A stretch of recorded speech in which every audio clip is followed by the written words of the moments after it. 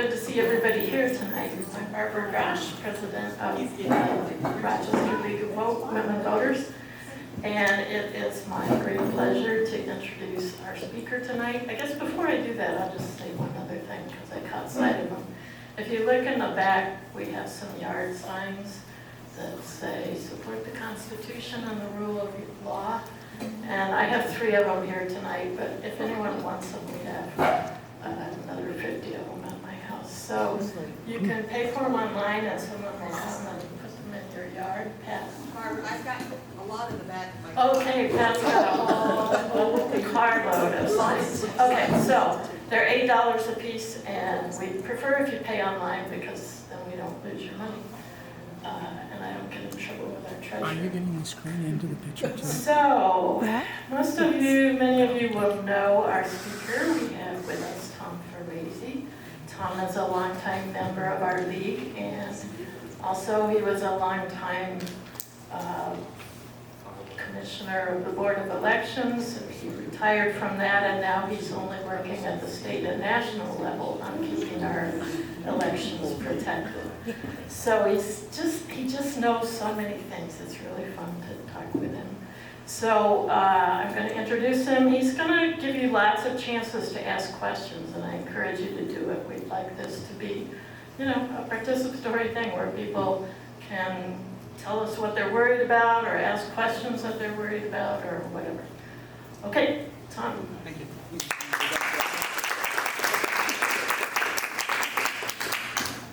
As Barbara said, we want to be pretty interactive with this because we think it's really important for you to be able to kind of express your concerns, and that's really what we want to address in these discussions that we'll be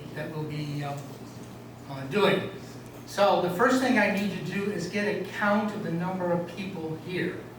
So let's see, 3, 4, 5, 6, 7, 8, 9, 10, 11, 12, 13, 14, 15, 16, 17, 18, 19, 20, 21, 22, 23, 24, 25, 26, 27. Now you may say, why are you taking that count? Well, I want you to vote on a few things up front. And as kind of a person who is tied to elections, I want to make sure that when I get a final count on the vote, that I know how many people should be voting. Kind of an important thing we would think. So, if you could, this is going to be about protecting our vote. And our logic here is to not come and preach to you about protecting our vote, but let's talk about the things that might create issues with our vote. And so we kind of have broken it down into 5 categories.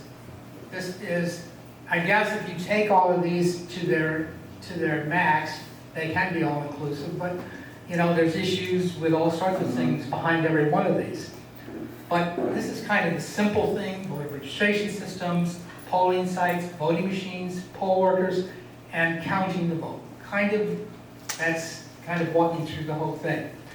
And it's interesting because we're not going to kind of say, well, this is more important, this is, what we want to do is talk to you about that. So, the first thing I'm going to do is, I'm going to ask you which of these 5 topics is most important to you, So what I'm going to need is a quick show of hands for voter registration systems. Okay, we've got 1, 2, 3, 4, 5, 6, 7, 8, 9, 10, 11, 12, 13, 14, 15, 16, 17, 18, 19, 20, 21. Wow. That's a biggie. It's a little exciting. Okay, polling sites. Okay. Can we go? Polling sites, I see 1. Voting machines. Okay, you can only vote once. Okay. Is this a question? No. Which of these five Poll is the workers. most important? Interesting. Counting the vote. 1, 2. Didn't know whether I was voting for one or not. I know, me too. And I'm pretty sure Kim did. And I know I didn't go because once the last time I decided. He's got it. Okay. This next question I got, kind of a quick question, is which of these 5 topics, and this is in your assessment, is in most danger today? Okay, think about that. All right? So, voter registration systems. Oh my goodness. All right, so we got 2, 3, 4, 5, 6, 7, 8, 9, 10, 11, 12, 15, 16, 17, 18, 19. Okay. Can't get Kim to vote. Okay, polling sites. 1. Okay. Voting machines. Okay. Poll workers. Okay. Counting the vote. 1, 2, 3, 4, 5, 6, 7. Do that again just a minute, because I'm 1, 2, 3, 4, 5, 6, 7. Okay? Any blanks or scatters? Yes. Okay. And then I have one last question on this topics, and that which of these topics do you know the least about? Okay? Voter registration systems. Across the country or just here? Just in general. So 1, 2, 3, 4, 5, 6, 7. Okay. Polling sites. 1, 2, 3, 4, 5. Okay. Voting machines. Oh, interesting. 1, 2, 3, 4, 5, 6. Okay. Poll workers.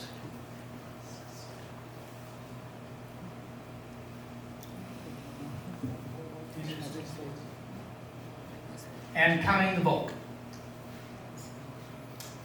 2, 3, 4, 5, 6, 7, 8, 9.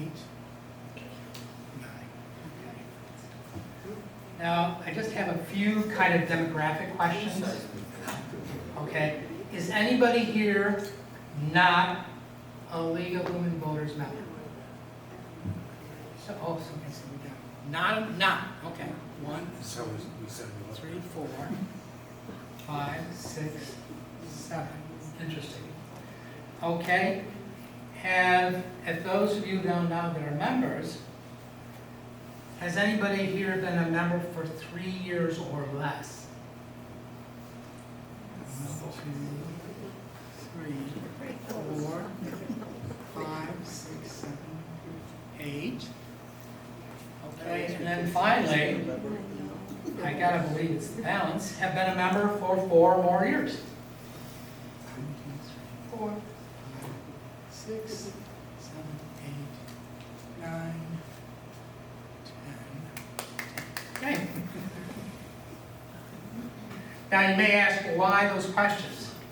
Well, I'm going to be honest with you. At the end of the presentation, we're going to go back and ask the same questions about these categories. And please, if you plan to try to slip out before you leave, you'll need to complete an absentee ballot so that we have your answer to the questions. Okay. What we're going to try to do is work through these particular categories and hopefully get you more information, or as we go along, it may be a bumpy process, but we'll try to get you more information as we go along, okay? The first category is voter registration systems. So, understand the power, oops, you can go back one? Can you go back? Okay. The power of communication. That's why we're doing this, because we could turn around and give you a script to go and speak before Congress. Oh, probably would be done. But you might if they came here. But the point is that if you're going to make a case for voters that elections are fair and can be trusted, then you need to know yourself. So what the league is trying to do now is communicate the details, or I don't know the details because I don't want to get complicated, but kind of give you background so that you have information to go out there and make arguments about. And probably those 5 basic things are pretty important. So, at any rate, yes, go ahead. So, registration system. What's in a voter registration system and how does it work? Obviously, a lot of people have those kind of questions. What's in a voter registration system? Well, voter information when you register to vote or what have you, and also in the system is a hook or a tie to the absentee voters, poll workers, elected officials, and candidates. So in essence, when any of the data is used, say, for your absentee ballot, it actually pulls your voter registration form, or not form, but your information, and then it begins to populate the record, the absentee record, with that information. So it's tied now to that record. The same thing with poll workers. It grabs, when you, I'm going to be a poll worker, well, the first thing it does is it goes and grabs that information, and so it's tied to that. And ironically, the same thing with elected officials, and the same thing with candidates. When candidates file petitions and actually are officially candidates, their records are tied to the system. What's interesting about that is that if, for example, a candidate doesn't do anything other than file petitions or what have you, the name as it appears on the ballot will be exactly how they're registered to vote. Okay? They can change that, and they can only do that one way nowadays, and that's by making sure that when they file a petition, the petition has the name as they want it on the ballot. Used to be you could turn around and tell the board, no, I want it to be this, I want it to be that. That's long gone. And so now you have to kind of make that information up front. The other thing that's in the system is polling sites, because obviously they're going to be tied to voters. Let's see. What we really want to make it easy for people to register to vote. I mean, that's a big deal. And right now, you can do it through DMV, you can do it through, mail-in, you can go online. There's all sorts of ways to register to vote. Organizations like this provide voter registration forms to voters. And in essence, a lot of people register to vote that way. Yes? Tom, are you speaking, is this for New York State, or is this all states have the same?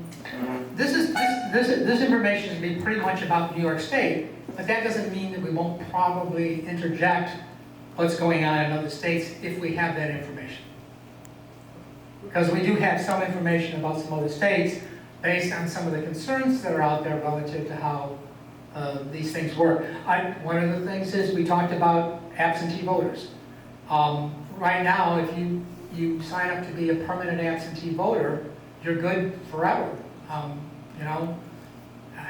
Until you move, then you have to fill a new form out. But beyond that, if you're in the same spot all the time for years and years and years, you're going to stay on the record as an absentee voter, as a permanent absentee voter. In Florida, every 2 years, you have to re-sign up again because they erase all the absentee records after 2 years. So if you're after the before the next 26, everybody in Florida after the 24 and by 426 everybody who is on an absentee and wants to continue has to re-sign up. You had a question? As a longtime poll worker, you were talking about there are various ways to sign up, the DMV, social services, et cetera, et cetera.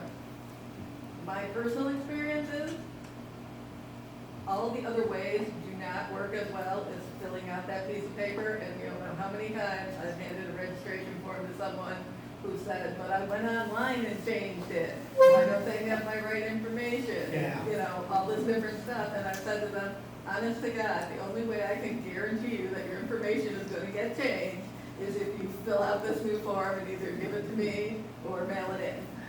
And it's interesting because what has happened is things have actually gotten better.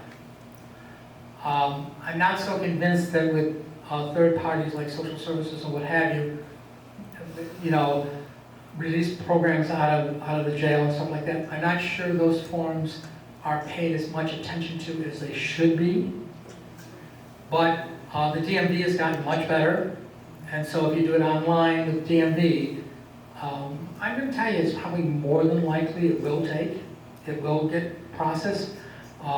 Because all of the things that you raised, particularly with the DMV involved, it has been raised so much over the last 5 or 6 years since this very active online process started. And they have really begun to realize that they have these little things that they have to check along the way. And they've begun to put a lot more checks and balances in the system. But in a lot of ways, you're right. Filling out the form is, and making sure it gets to the board is definitely an assurance, pretty much, that your data will get processed. A lot of times, too, at the polling place, and you're aware of this, if in fact they're not going to what have you, when they fill out an affidavit ballot because they want to vote, that's where they believe they should be. In filling out the affidavit ballot, they are re-registering. So the information will be taken off of that. But good point, good point. Ensure that the voters are registered as they expected: name, address, phone number, email, date of birth, party, etc. Most all of that information to a voter is available online. They can sign on to the app that's on the system, and most all that information will be out there. And it's gotten better and better, and it's more updated, more on a regular basis than it used to be. Not a lot of people used that app before, so it really, how do I put this? It's really gotten now important that it gets updated on a very regular basis. I'm talking about weekly, I'm talking about particularly during high volume times, daily, it gets updated. So that information is out there, and it definitely is a way that somebody should check and make sure that their information got in the system the way they wanted it. Yes? What app is it? It's a Board of Elections app? Yes, you go onto the Board of Elections, and it's actually it's one of the most prominent apps there. It's a voter app. It says, I think, voter app right on it. Okay. And in many places on the board site, right on their front page. Okay. And there's a lot of, kind of like, you can go look at this stuff. There's other things on the app besides the voter information, but that's really key. The system, it needs to deal with life changes, name changes, address changes, party changes, death, re-registering, etc., stuff like that. And that's where we come back to this question of where can you do that? Like I said, DMV has gotten better. Turning in a registration form is a way to deal with it, either mailing it in or actually delivering it in person. Yes. How does it happen with a death? Because also working as a poll worker, and in the last couple of years, you've had, like all the rumors out there, there's dead people on the polls, and I've had people come in and go, my spouse just died, can you look it up? Sometimes their name is in there, sometimes it isn't. Mm-hmm. How does that? The board uses the Health and Human Services, the actual death notices. They use the death notices when they can find them. Their main driver is on the state side, the health department, and they get notices from that, and they actually come through the state board to the local board. So the local board will, at that point, if they get somebody like that, they'll, what they call, purge them from the system. When we say purge, you kind of go, oh my God, they just erase them completely. No, they don't do that. But what has happened is that for that person to be put back on the system, they actually have to re-register. We get a lot of people that walk into the polling places and say, oh, that's my neighbor, and he died 2 years ago, like you said. Well, we can't take the neighbor's word for it, but we can, how do we put this? We can, if it seems legitimate, somebody at the polling place will submit that information, we'll look at it, and if it appears to be that it's possible, but we can't prove it through the state, what we'll do is we'll actually inactivate that person with a code that says reported deceased. So now they're not purged from the system. If they come into a polling place and they want to vote, somebody's going to go, oh yes, of course. But you're going to have to vote affidavit, and affidavit will put them back on the system. There'll be no questions, the vote will be counted, everything is fine. But the idea is that we needed a way to turn around and kind of take and say, well, we have this person's word, but we don't have anything to prove it.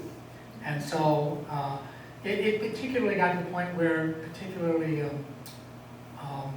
it really felt bad. I mean, you got somebody who, but that's my uncle, and he's mad at him. Why are you doing this? And this is terrible. And okay, well, and so that's why we kind of developed that, and that was probably 8 or 9 years ago that code was developed, and it kind of works, reported deceased. So, but that's a good point, and that is an issue, yes.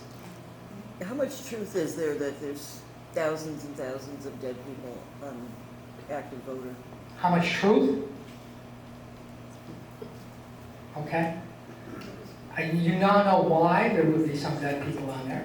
Because they didn't get reported on the health department site, or we couldn't find an obituary for them or something. And we do look at those. But we're not going to knock somebody off as being deceased unless we have some proof of it. And so there's probably people out there, but they're not left there intentionally, and there's not thousands and thousands of them, I assure you. There's not thousands and thousands of any of these claims at all. Yes? What happens to a person's voter registration records when their voting rights are interrupted through incarceration or conviction? Okay. Incarceration doesn't get them knocked off the rolls. They have. So if a felon is released from prison, okay. and when he gets out, But let's back up. You were talking about how they get off the records. yeah, Okay, and I want to make sure you understood that people didn't get knocked off the record unless they were convicted right, that's my of a question. felony. Okay, that then gets them purged off the record. Again, they don't disappear, but they do get purged off the record. And they can't be reinstated on that same record, but they can re-register once they've completed their sentence. Okay, there's some different things that are now happening relative to parole. It used to be just absolute. Well, you can vote. Yeah. You can. So, I mean, that's changed a bit. And New York, this is where you say we talk about other states. New York is much more reasonable. Notice I didn't say liberal, I just said reasonable. Okay, and they are. I mean, if anything, we're asking these people to reinvest themselves in society. And if we're going to do that, then we literally have to give them that right to vote again. Yes? But my other question is, and I've been asked this, is if a felon is registered, if a person is registered to vote, they could get convicted of a felon, right? They go to prison, and then they're released. Do they have to re-register? Yes. They do? Yes. Great, thank you. Because what happens is that we get records at the board of people who have been convicted of felonies. Right. Okay? We also, there's a database out there, so all anybody has to do is say, hey, I finished it. We can go out there and find them and find that they have completed their term Right. and they should be registered. But that usually has to be initiated by them. We have to work with the obviously with the prison system or what have you. I'm very happy at this given point, because I had a conversation with Jackie, and they're actually getting into the jails finally, Hey. which I'm pleased to hear. I think they're still trying to, how that all goes together. Not so much. I work at the jail. Yeah. Monroe County Jail, and it's not so much. No. Well, it used to be never. Yeah, well, it's like 2 voted the last election, so that's not a lot, but we're working. I don't understand what you're saying. Well, 2 people you're saying requested getting it. into the jail. Oh, but I'm not talking about, okay. You can't, how do I put this?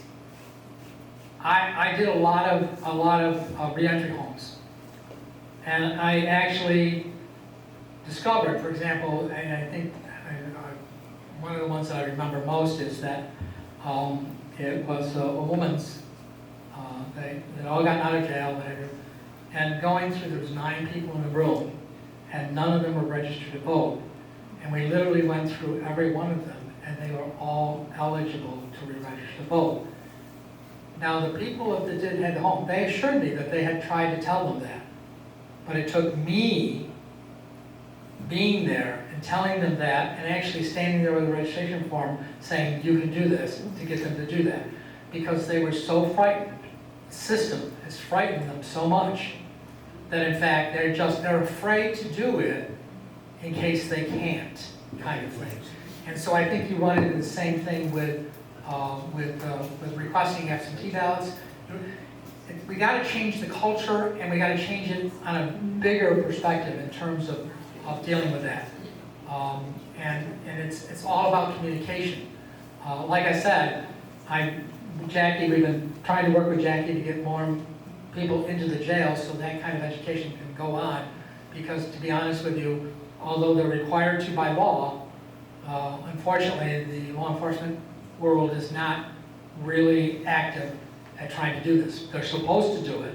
It's required by law, but it's not happening. So I'm not suggesting it's this system is, but it's a problem. It is absolutely a problem. But I know Jackie's pushing hard to do that. I think she was strongly encouraged by the league, actually. So. But I represent the league at the Monroe County Jail, and I'm just saying things aren't happening and haven't happened recently. So we're working towards that. Okay. And so that's all I'm saying. Okay. Is it hasn't been happening. All right. Yeah, work in progress. So. Yes. and somebody told me- Why do people who are convicted of a felony, why is their right to vote taken away from them? It's the state law. But that doesn't seem to be relative. Talk to your representative.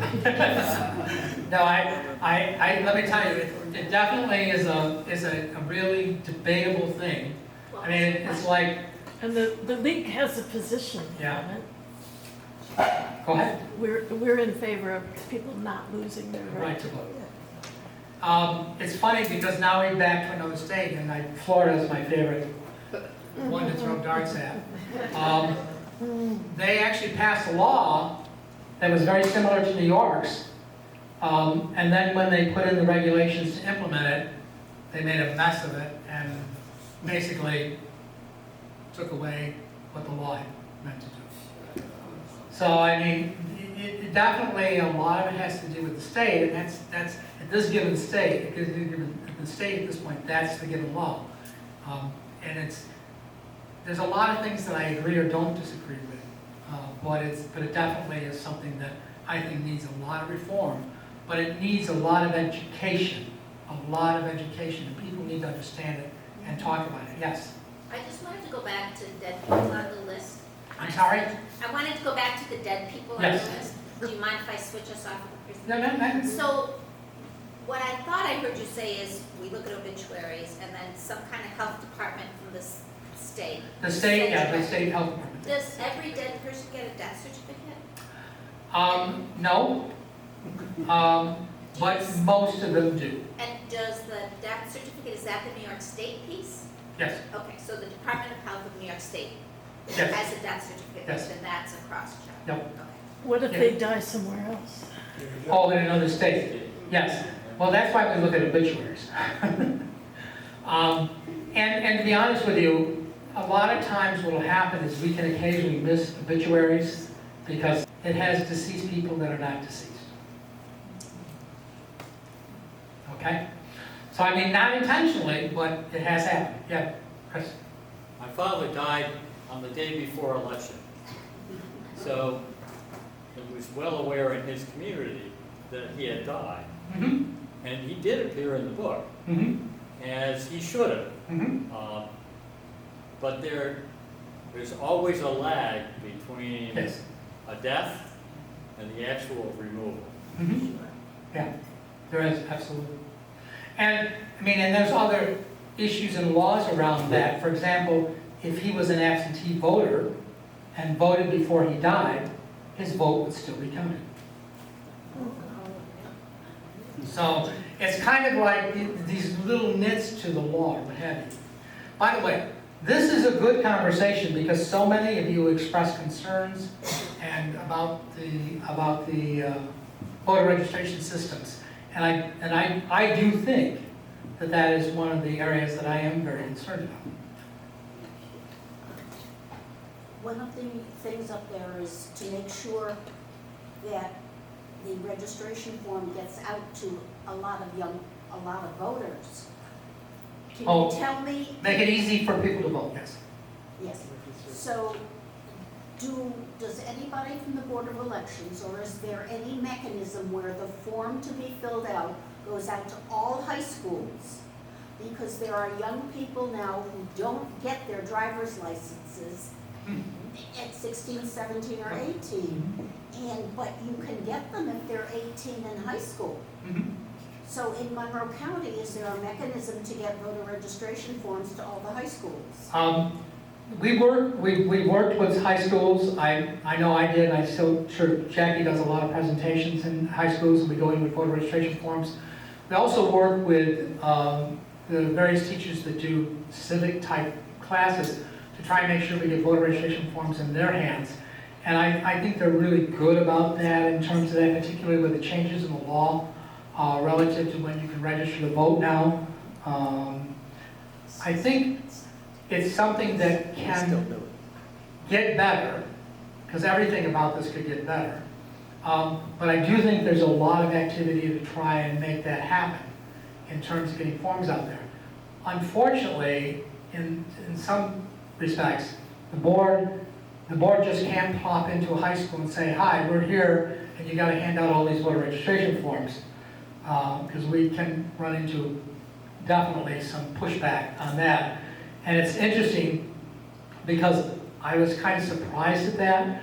And it wasn't so much, believe it or not, suburban schools as it was city schools.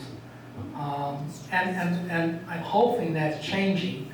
But the perspective is that, wait a minute, I don't have time for this.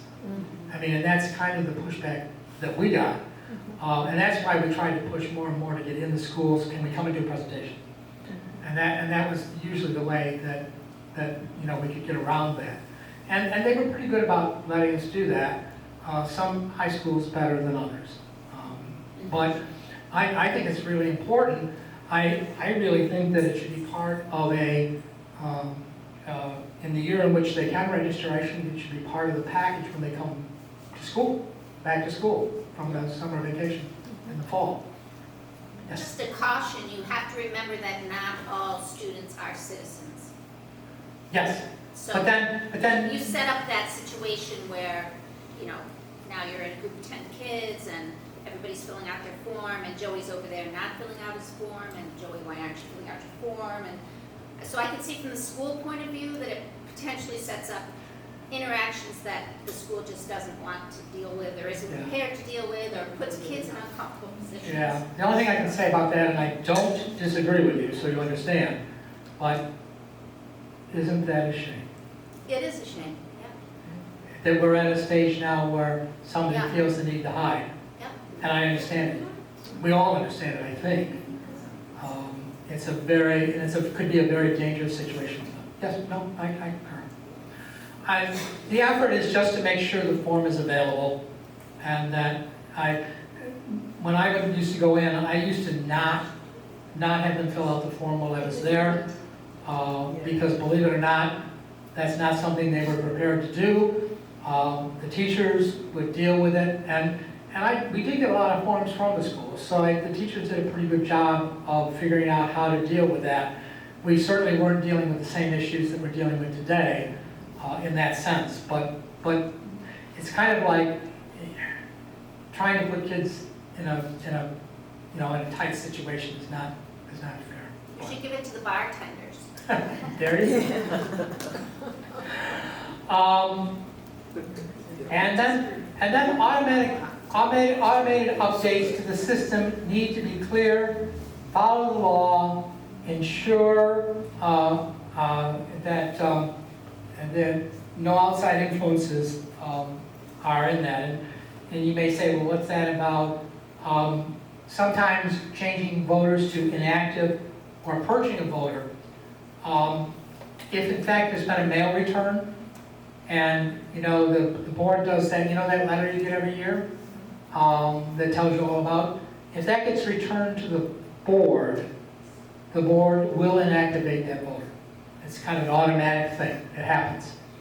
The other thing is that if somebody has been inactivated and they've gone through a period of, I believe it's 2 federal elections, they can be purged from the rolls, or actually they are supposed to be purged from the rolls. But they have to have been inactive through 2 full federal cycles, okay? The real key is making sure that the rules are followed on that. We bumped into situations across the country where people have gotten on lists, like those lists, and have been purged or inactivated. In reality, they haven't followed the rules or the law. States have laws and rules relative to that in terms of how it's supposed to be done, but believe it or not, there's also federal laws that come into play there. So that in fact, we've got to watch very cautiously, make sure people are following those kind of rules where people are automatically off the rolls. Now, what isn't up here, and one of the things that, for example, I know we do locally, and I'm sure other states do it locally, is that making sure that the actual voter registration rolls are protected from cybersecurity. There's a lot of work done with the, there was a lot of work done with the state and federal agencies, like the FBI, like various governmental agencies that deal with cybersecurity. And right down to the county level, from the state down to the county level, a lot of things were put in place over the last 8 years or so that actually check to make sure that those files are not touched. It used to be, well, we'll check them every so often or this or that. We're literally down to minutes. There's a constant refreshing and checking to make sure that there's no outside forces that have touched those systems. And that's right here in Monroe County. Now, that was all worked through with the various cybersecurity teams. There was a lot of desktop work done in terms of how to deal with this, and there was a lot of federal money that helped make sure that these programs were put in place across the board. I think, unfortunately, right now, the FBI has been gutted of its cybersecurity relative to that. Monies that would belong to the state have been pulled, and that belong to the state from the feds have been pulled. So I think everybody's working hard to make sure we don't lose that in terms of those protections. But those are issues that we definitely need to watch. Yes? What kinds of differences are there from state to state in terms of the registration system? The registration systems are very different state to state because unlike New York, for example, a lot of states, the registration system is strictly at the state level. The local clerk's office or what have you will interface with the state, but they're using a state system. There's not like a local board of elections, there's a local clerk, usually the county clerk or something of that nature, who actually acts as the local elections officer. I mean, some places close as Massachusetts. The city of Northampton, the clerk of that, she's the local elections official. So that's how different the systems are. There's only some guidelines from the federal level that are usually incorporated into local law, state law, that guide how these systems are to be handled.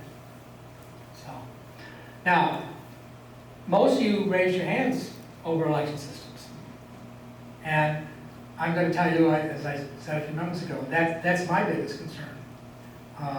Because the desire to undermine those systems is really strong, yes? So I was reading on the website regarding this information, which I had not read before and didn't get all through it. But can you explain what then a compliance system is? Is that what you were talking about as far as having the funding to basically update or have a voter registration system in compliant with cybersecurity and all those? So, and would that be impacted by us not getting the money from the feds this year? Yeah. Could you explain that a bit, or not? The whole concept of compliance, for the most part, is around how a system follows the rules. And people can come in from the outside, the state outside, say the state attorney general or what have you, and they can look at those systems and make sure that they're following these kind of rules and regulations that were laid out. Most voting registration systems probably in the country are compliant. The problem that we have with them, or the problem with the concern about them, is the fact is that I think in a lot of ways that were used to maintenance those systems, to update them, okay, we're running into a lot of snags relative to those things. For example, the local board works real hard to maintenance the voter registration systems. If the president's recent executive order were to be allowed to proceed, it would make that maintenance process considerably harder. Okay? Yeah. And those are the kind of things. With the same thing relative to the bill that's been passed in the House that's sitting in the Senate, which I don't think will get passed in the Senate, at least we're hoping it won't. But those are the things that are actually more concerning now than anything else. I mean, there's a lot of work going on pushing back on those kind of things. The executive order, thankfully the league, along with a number of other agencies, filed suit against that executive order, and particularly around a number of the items that would have created problems relative to the voter registration systems. And they have gotten stays on those so that in fact, it can't go into effect. I can also tell you now that the agency that's responsible, for example, for the National Voter Registration Form, the Election Assistance Commission, they pushed back really hard, and because they were told they had to change that form, and the executive order has no authority to do that. Okay? That form can only be changed by the EAC and or Congress. Okay? It takes Congress to make that change. As a matter of fact, to be honest with you, just about everything in the executive order is not under the authority of the president. That doesn't mean that there's not a lot of pressure on the EAC. But they're pleased with the court orders that have helped them kind of go, sorry, we can't deal with this. But I know at this point there is no majority among the commissioners on the EAC to change the form. And that's the only way that it get changed, unless the courts decide that the laws around that, the creation of the EAC and before that, the various voter registration laws that came in place, like motor voter and what have you, unless the courts decide that those laws can be overridden. So, but the voter registration form, the voter registration system is probably one of the most vulnerable elements of these 5 things that we have up on the board. And I think that paying attention to that, paying attention to what's happening, but paying attention to the attack on it from a surprisingly unobvious, I mean, because you just, wait a minute, there's rules. Well, guess what? Those rules are what's being attacked. So, yes? In this area that you're talking about with the likely Supreme Court decision to end the Voting Rights Act, is there anything in the Voting Rights Act that impacts some of what you talked about with the EAC? There's a number of things in the Voting Rights Act. Most of them are around polling places, district redistricting, you all are familiar with that kind of stuff. A lot of that is protecting the rights of the voter. And right now, if in fact the laws are followed, voters' rights are protected. We can make it easier for them to register and all that kind of stuff? Absolutely. But I'm saying at the moment, the real concern is as they come under attack. But it's really strange because the attack is coming from places that Congress isn't at the moment, other than this bill that made it through the House, but not the Senate. And the court is probably likely to take that other pillar out of there. I mean, we lost the check by the Justice Department years ago. It's almost like they left the ladder but took the rungs out. Now I guess they're going to get rid of the 2 other parts of the ladder. And that doesn't look very likely. So, and pay attention to that because it's important. Yep. Okay. Let's move on. Polling sites. Does anybody have any concerns about polling sites? Yes. They're often in places that aren't easily accessible. The places aren't easily accessible. You talking about wheelchair accessible or just hard to find? What do you mean? When we were going in Monroe County, one of the polling places is inside the county office building, which literally you go through a huge security check to get into. Yeah. I mean, it's very threatening in many ways. Yet, when it used to be on what was that building? On the Chamber of Commerce building, they actually had to empty the site because it was right near the transit station, and so many people came. They had to empty the thing. They've moved it now, and the reason they moved it, from what I understood, is because it was hard for the polling workers to find parking. Not the people coming, the polling workers. They had to pay for parking, Mm-hmm. and they had limited on-street parking. We've had conversations with people. What's with that? Yeah. So, and these are early voting sites you're talking about? Yes, this was an early voting site. Okay. I think, and we've had this discussion started, actually, the discussion started before I retired, but there was no early voting sites until after I retired. So it's been an interesting thing to watch this come down. Early voting sites are still, how do I put this? The whole concept of how they work are still in development. It's kind of and it's a difficult situation relative to that. I'm going to tell you in November, if the early voting site is at the Board of Elections, there'll be unlimited parking. Because in about, I don't know, 10, 12 days or so, the Board of Elections is moving. It will be out on Smith Street. And their service center that's out on right hand of Town Line Road and the downtown offices will be combined together. The building takes up the whole block. But one of the things that Jackie likes about it more than anything is there is unlimited free parking. But accessibility. What is the You know, accessibility when you're for? downtown and you're getting on and off buses. Yep. I mean, I've had a conversation with somebody about having a polling site right at the transit station. That there is an ability to lock that up at night, you know, and take care of that. But people are like, eh. Yeah, the question is rather there's security, and it's not just security at night.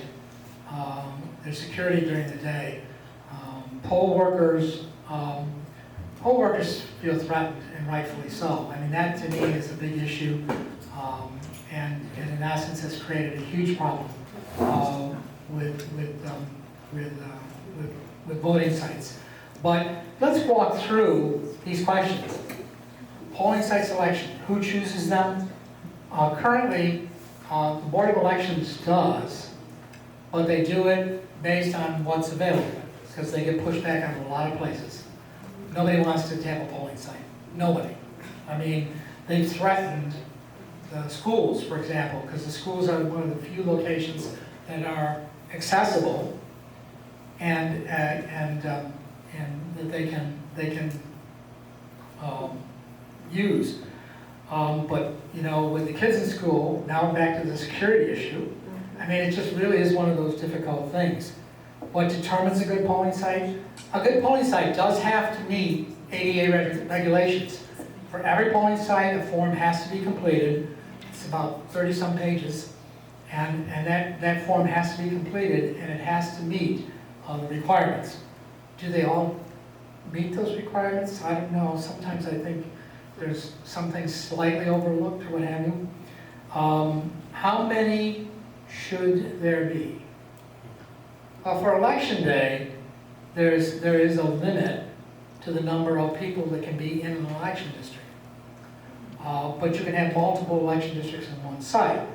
So then there is requirements that a number of machines are there to meet those requirements. And again, we're back to a situation where trying to get into a place can be difficult. So if you can find a good place and it's big enough, putting a number of districts that surround that location there is very useful. In terms of early voting sites, there is a requirement based on the voter registration numbers, and in essence, those places are supposed to be central to populated areas. Part of the problem is sometimes these populated areas aren't as populated as other areas. One of the things that I constantly, a little bit of a frustration, is that, and I know the league was very helpful in terms of making this happen, but polling sites on college campuses, the push to put them there was very strong.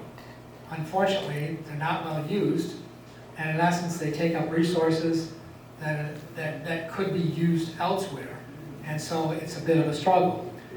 We pushed hard with the colleges and the universities to say, look, if you're going to have a polling site, you have to provide parking, you have to do this, you have to do that, access, and that always isn't met with a real hefty, oh, right away, yes.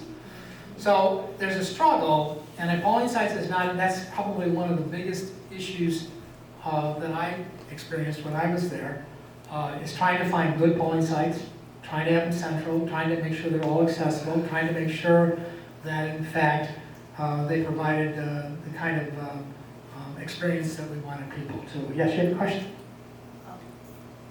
Is it a problem with primaries?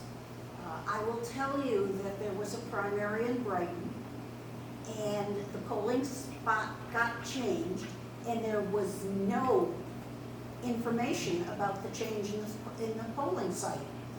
How do you find out? It was changed, the building was changed out of the building? Yes. Okay, I don't know, but they're required to send notice Well, they to all didn't. the affected voters.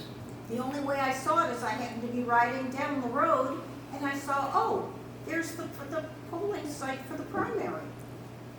Is this an early voting site or was this an No, election day site? It was not an early site. Okay, it was election day. It was a primary election.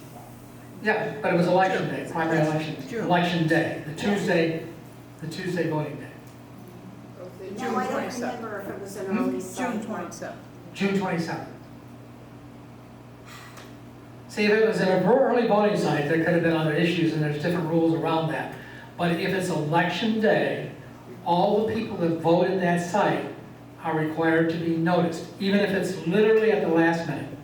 I mean, I'll be very frank with you. We literally have gotten bumped. We got bumped out of polling sites when we were trying to deliver voting machines. Okay? We showed up and they said, no, you can't be here. No. And so we literally, but we had to notify all those voters. We sent out a mailing. I mean, thankfully it was just a little less than a week before the election, but we sent out a mailing and we provided signage, huge amount of signage on the original site, sending people to the other site. But I mean, it happens. But notice should have gone out to the voters that were involved, the voters that were involved. And there should have been signage on the original site that directed them to the other site. Yes, Barbara. So, I've never had to stand in a very long line in New York State, but the news always shows Texas and Georgia with lines that take hours to get through. Is that because they just don't care, or they're cheap, or they're trying to keep people from voting? New York State, the laws in New York State relative to voting machines and the number of voting machines required is pretty strict. And that doesn't mean you're not going to have lines, because there is certain circumstances where there is lines. But in general, how do I put this? You're going to have a reasonable distribution of equipment across based on the number of voters that are out there. And so, you know, the concept of having lines, we don't experience that here. Unfortunately, in other states, they have a lot different ability to determine how many machines are at certain sites. And there's been court cases around the whole concept of, well, you know, we'll put more machines over here and less machines over here, which is meant to, shall we say, Suppress the vote. suppress the vote, yeah. And so that does exist, and we do know about it. We have circumstances, there's court cases out there about it. But New York is pretty strict on those kind of rules and regulations. So, but does everybody kind of like we kind of got off track, believe it or not, at the last bullet that says how safety at a site is ensured. And there's a lot of concern about that these days because of the threats to election officials, to the threats of poll workers, and that's very real. I recently attended a Board of Advisors meeting with the EAC, and there's a woman on that board whose life has been threatened. She was an election official, not a poll worker. I mean, she was, and her life was threatened, seriously threatened. It was a credible offense. They actually arrested the person, and they went to court, and he was convicted. But trying to make sure that the polling sites are safe is really important, because if poll workers are afraid to be there, the voters aren't going to come. And to be honest with you, to have polling sites in places where people feel threatened is a kind of a form of voter suppression. So it's almost like you're trying to find that balance. It's really, like I said, it's interesting. We spend so much time on registration, we spend a lot of time here, we're gonna probably, a couple of these, we're gonna be able to step over a little bit easier. But, you know, it's kind of like now you can see, I mean, you don't think about polling places being a problem from that perspective, but they can be. Oh, I'm sorry, you're hiding behind Oh, you. thank you, Tom. You gotta kind of swing out there. Yeah, slide, I need a chair with wheels. What's the oversight structure? Is it county by county here in New York State? Do you just go to the courts? Is there some structure in place for Or, oversight and for dealing with? it is county by county. Okay. Each county decides what polling sites they want. They do have to report those polling sites to the state board. Okay. You know, anybody can complain up the ladder relative to that. The state board, I don't think would probably do much unless it's really blatant, but the attorney general would. Oh, okay.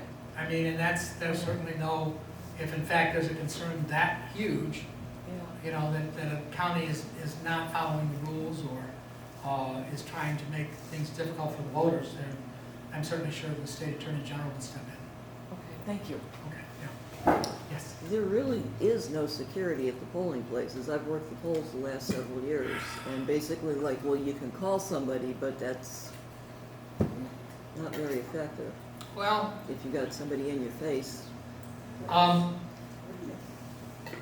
it's not, it's, how do I put this?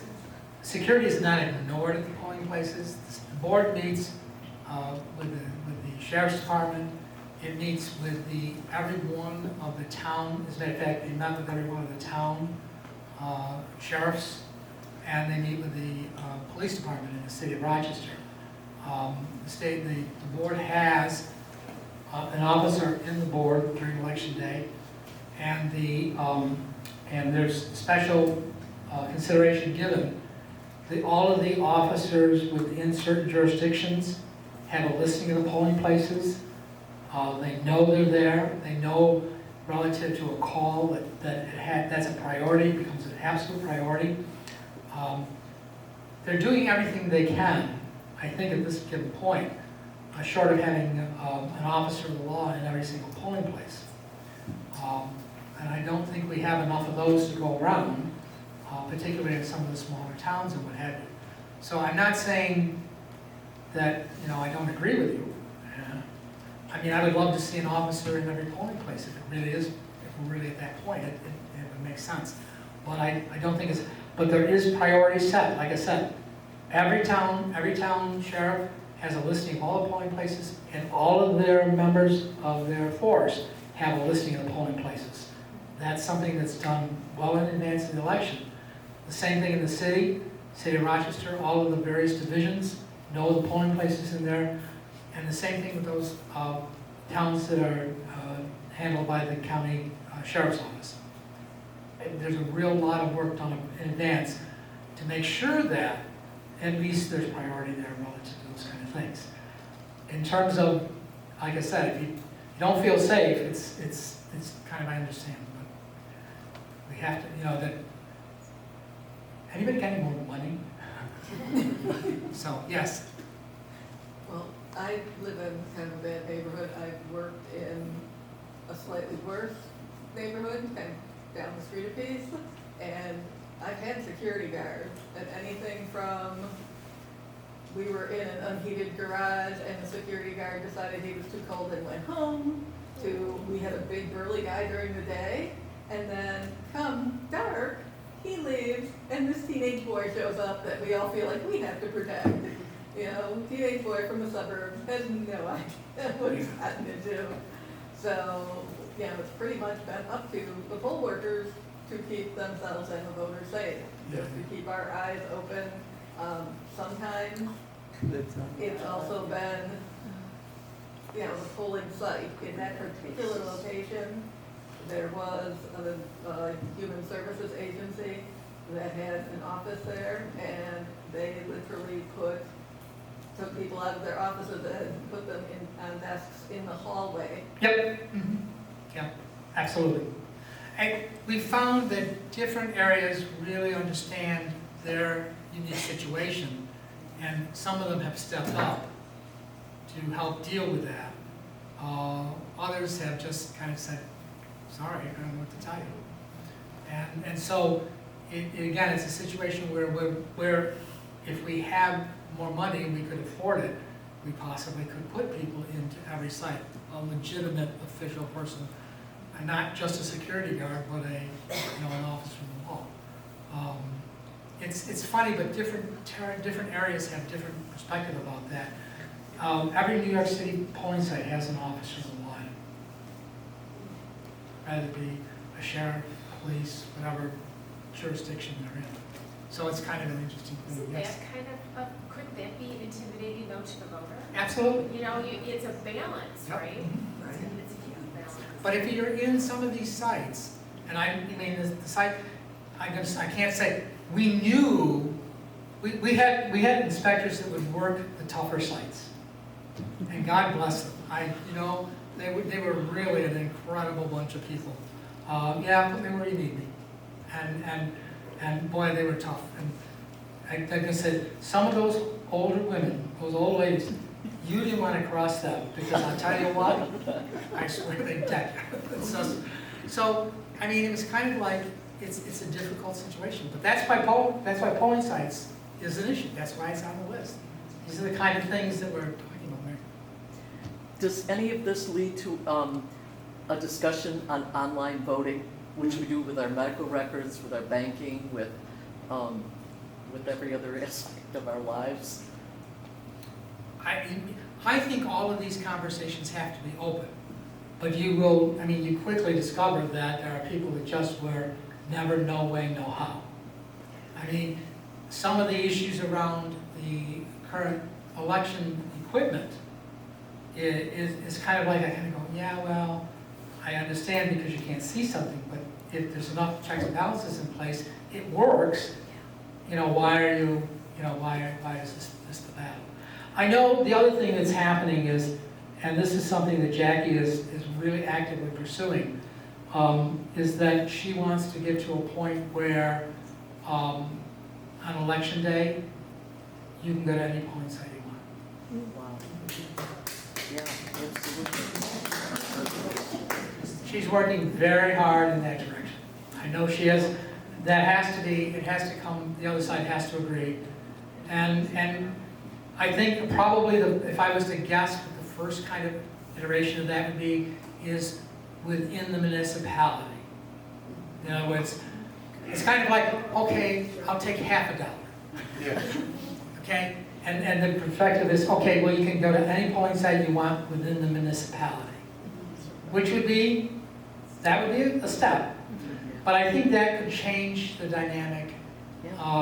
Because people could then, if they wanted to vote on election day, they could go to a polling site near their work, if in fact they work in the municipality in which they live.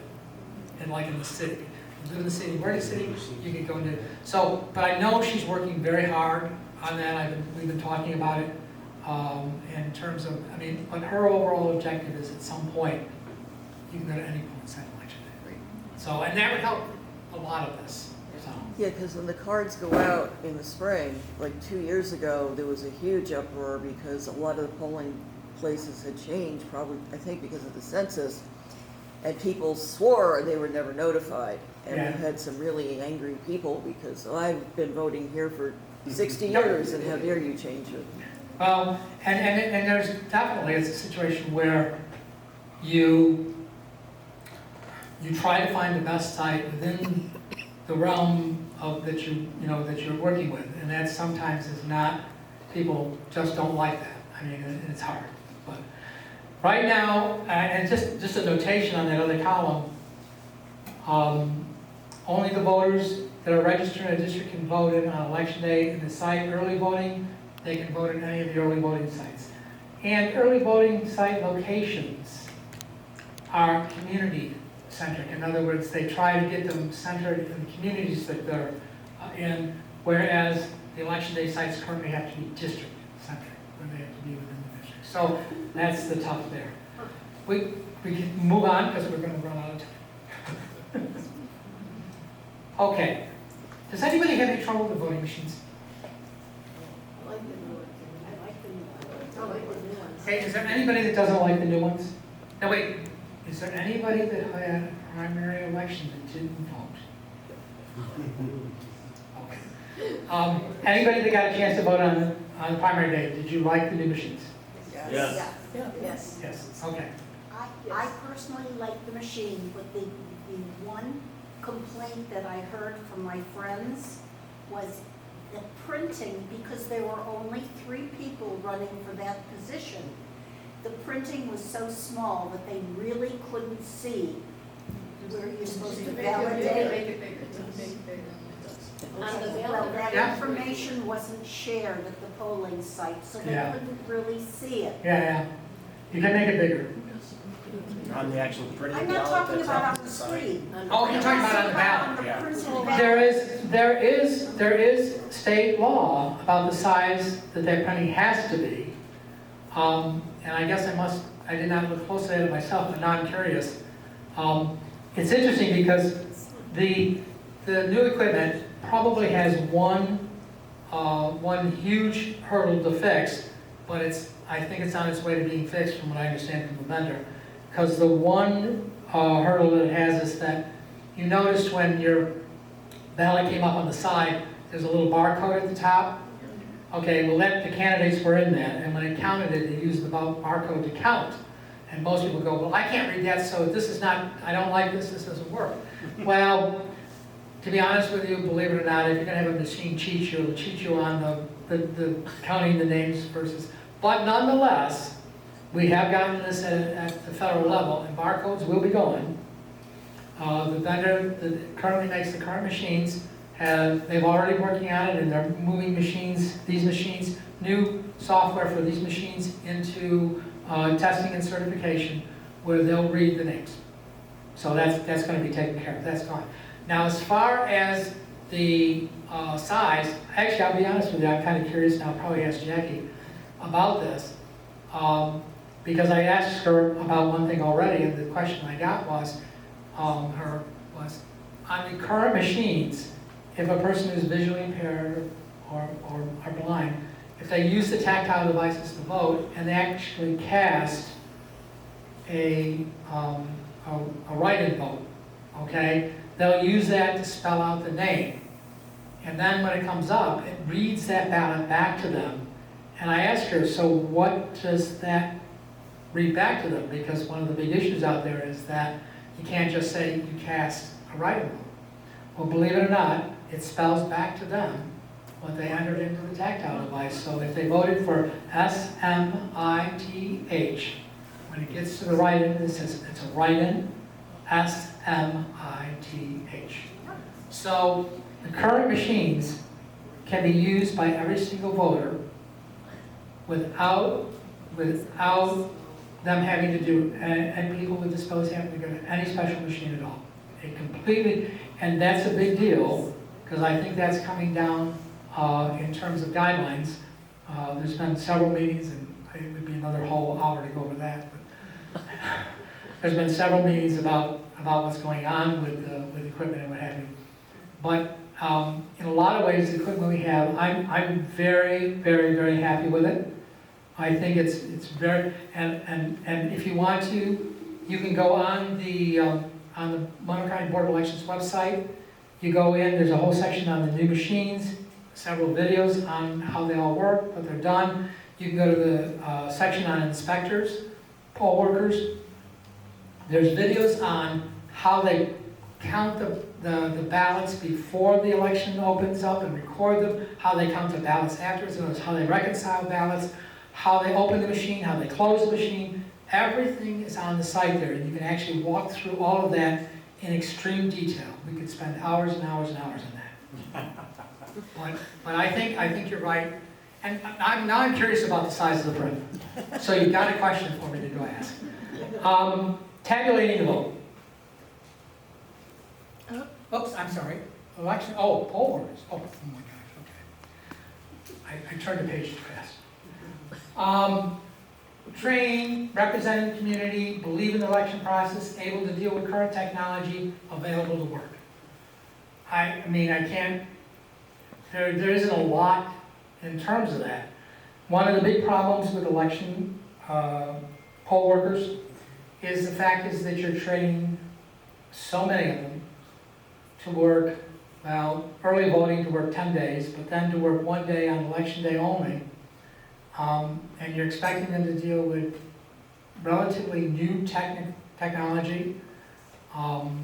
And of course, they only have one chance, they gotta get it perfect or else. I mean, that's really where we're at. And so trying to find poll workers is really tough. We talked about the little bit of fear in terms of some of the polling sites, we talked about all of those kind of issues. But I think the board would be definitely open to anybody who has ideas about how to find poll workers. Can we not require them to work a whole day? That's a huge amount of time. Yeah. That discussion is in process, as is the discussion to eliminate the party requirements. David? I wonder if you could elaborate on the bullet point, believe in the election process. It sounds like you had something in particular in mind there. Yeah, it's interesting because sometimes you get poll workers in a single site, and there definitely is philosophical differences, and I don't mean political philosophicals, but a difference in terms of why they're there and what their responsibilities are. They're there to serve the voter, okay? And some of them believe they're there to protect the election process from the voter. Okay. So I think from my perspective is that philosophically I've had some election workers who have said, well, I wasn't going to give them an affidavit ballot. I knew they don't live in this community, and they live over there, I wasn't going to. That's not your job. You have to believe in the process. You have to understand there's a reason for the rules, and you need to follow them. And there are unfortunately poll workers that just don't. Who's responsible for, you have a certain distance that you can't have any, 100 feet, yeah. 100 feet. Who's responsible for, maintaining that? Okay, initially a poll worker. Okay, because they set it and what have you. But the poll worker isn't alone on that. If they've got somebody who is problematic relative to that, they need to put a call into the board, and somebody will come out and enforce that. And if they run into problems, they will, in this relationship we have with the local sheriff's office, the county sheriff, the police department, they will actually have a law enforcement person come out. I've had that happen. Yes. Do we recruit on college campuses? Yes. Extensively, actually, and there's a whole program, and if you go on the local board site, there's a whole program that's listed right there under poll workers. Yep, absolutely, yes. When you say they're talking about that, which was with regards to the two parties at the site and the hours, who are they? The state So legislature. it's a state. The state legislature. The state legislature, the state board, and the local boards, they meet pretty regularly. I'm certainly sure there's some discussion about in about 2 weeks they're meeting for a conference for a week, and I'm certainly sure it's going to be part of the topics that are discussed. Yes. I had a couple of situations as a poll worker that I had one site chair that encouraged one party to sit down and criticize and gripe. I had another site chair that disappeared for long periods of time and showed up an hour late in the morning. So you would say that they probably don't believe in the process. And that's the problem when you have to have so many poll workers, because you pull them from so many places. And I'll be frank with you, for the board to know, I don't know. Are these poll workers that are not that disappear? Are they reported? Now we're sounding like and but yet at the same time, it's about serving the voters. And so it is problematic. People have to know about that, which means the poll workers that are left have to be not afraid to raise the issue. I don't want to say reporting, maybe that sounds terrible, but it's raise the issue. We have a problem here. So, okay. And finally, tabulating the vote.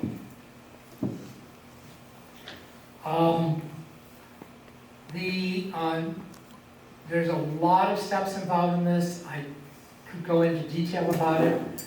Does somebody have any concerns about tabulating? Have they seen anything that's made them uncomfortable? Okay, the local board is very good, as are most of the county boards, because there's a lot of rules and regulations about it, in terms of balancing I mentioned it before about making sure that the number of ballots that went to the polling place come back from that polling place, either cast or blank. So in other words, there's no ballots floating around someplace else. The number of ballots that are cast have to match to the poll book. So in other words, no extra votes are cast. You know, gee, we had only 13 people in the poll book, and there are 52 people that voted, huh? 52 ballots. Well, that's a problem. So that whole process is pretty good,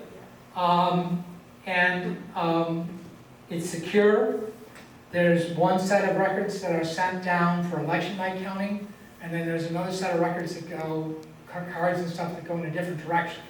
So in essence, what you see on election night is then compared to what is the official. The election night is unofficial, but that's one whole set of cards and records that's different, and a second set is sent in another direction and locked, sealed with a numbered seal on a bag to make sure that, in fact, when they're open, they're under dual security, and those counts are done, and then those two sets of counts are actually compared against each other.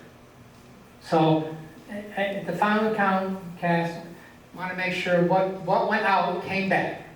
That's what I mean by expected. In other words, the ballots that came back, that went out, came back, either voted or blank. So, it's the same thing with absentees. The ballots that were sent out and then received back are then counted.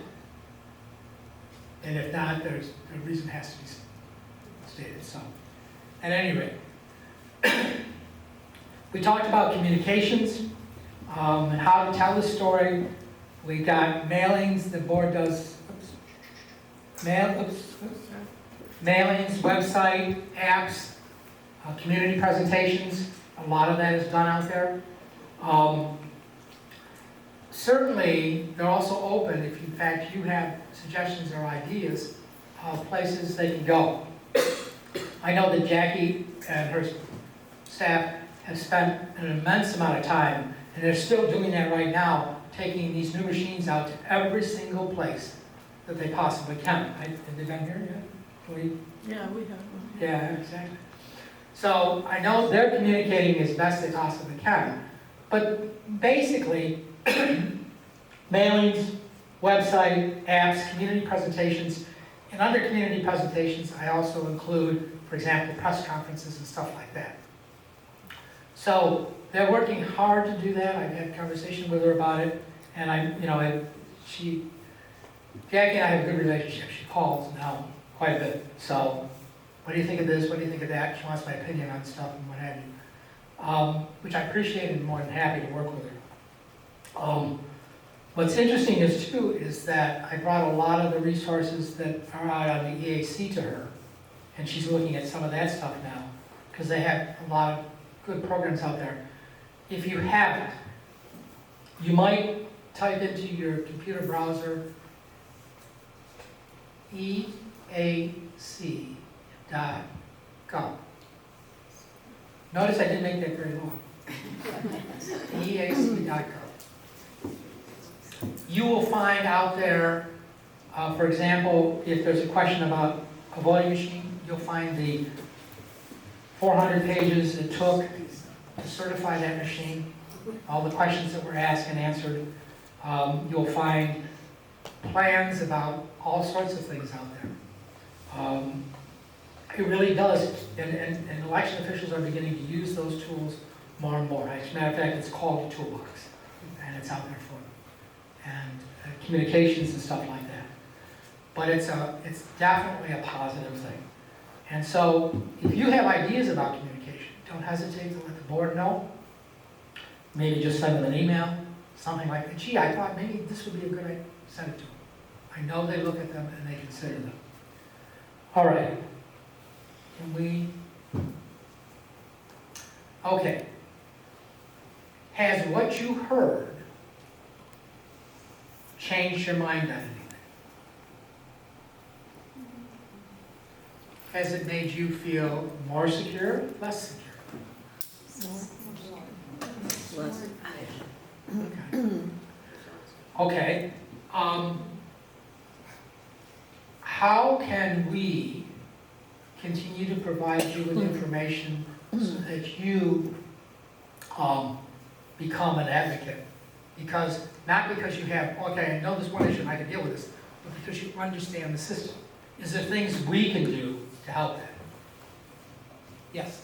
As a poll worker, I was sitting here thinking, this information has been helpful because when people know you're a poll worker or you're at a site, they ask you these questions, and you know, you go for the training to know how to do it that day and sign people in, but you don't, there's not enough time to get the background information. Okay. So I think this information was helpful as I put the lens of a poll worker, because my thing is when someone comes in to say, I believe in this process, you know, because you get people that like, yeah, I voted for this, but the machine did this.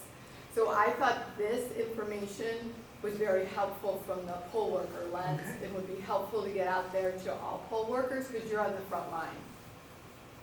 Okay, that's very helpful. So, if you have new ideas, yes. If you are giving these types of talks, I would also suggest including the fact that the performance of the machines is checked after each and every election to ensure that